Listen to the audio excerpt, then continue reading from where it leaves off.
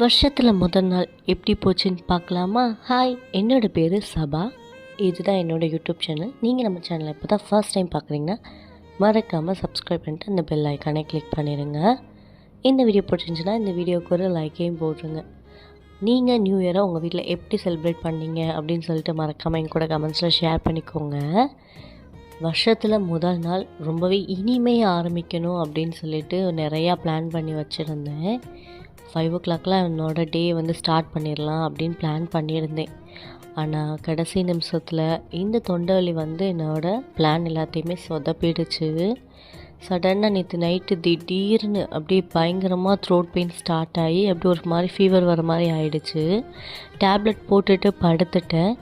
சரி, டே 5 o'clock start பண்ணலான்னு பார்த்தேன். பட் என்னால் 7 o'clock தான் எந்திரிக்க முடிஞ்சிச்சு. எந்திரிச்சிட்டு ஒரு சைடு பால் காய்ச்சிட்டு இன்றைக்கி முதல் நாள் வருஷத்தில் ஸ்பெஷலாக இருக்கணும்னு சொல்லிட்டு என்னோடய ஹஸ்பண்டோட ஃபேவரட்டான ஒரு டிஷ் தான் பாஸ்தா ரெடி பண்ணியிருந்தேன். அதையும் சைட் பை சைட் பண்ணிகிட்டு இருந்தேன். த்ரோட் பெயினுமே குறையவே இல்லையா, அப்புறம் என்ன பண்ணேன், ஒரு கிளாஸ் பனங்கற்கண்டு பால் நல்லா சூடாக ஆற்றி குடிச்சிட்டு அப்படியே மற்ற வேலையெல்லாம் பார்க்க ஸ்டார்ட் பண்ணிட்டேன்.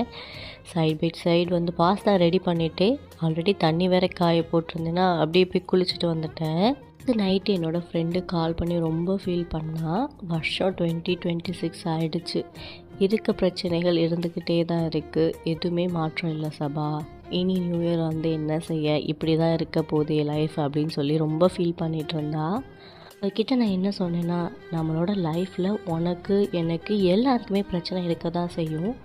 உன்னை தேடி வர பிரச்சனையில் நீ தூக்கி போட்டுரு, அதை பற்றி யோசிச்சுட்டே இருக்காத. உன்னோட லைஃப்பில் நீ இப்போவே ஏதாவது மாற்றிக்கணும்னு நினச்சின்னா அதை டக்குன்னு பண்ணிடு, டிலே பண்ணாத அப்படின்னு சொல்லியிருந்தேன். இதை பற்றி உங்கள் கருத்து என்ன அப்படின்னு சொல்லிட்டு மறக்காமல் கூட கமெண்ட்ஸில் ஷேர் பண்ணுங்கள். நமக்கு ஒரு விஷயம் பிடிக்காமல் ஆயிடுச்சு அப்படின்னா அதை நம்ம கூடயே வச்சுட்டு இருக்கக்கூடாது, அதை நம்ம தூக்கி போட்டுறணும்.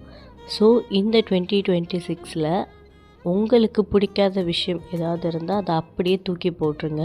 இந்த வருஷத்தை ஒரு ஃப்ரெஷ்ஷான இதாக ஸ்டார்ட் பண்ணுங்கள். நான் இவ்வளோ தான் சொல்ல முடியும். உங்கள் லைஃப் உங்கள் கையில் தான் இருக்குது. ஆமாம் தானேங்க?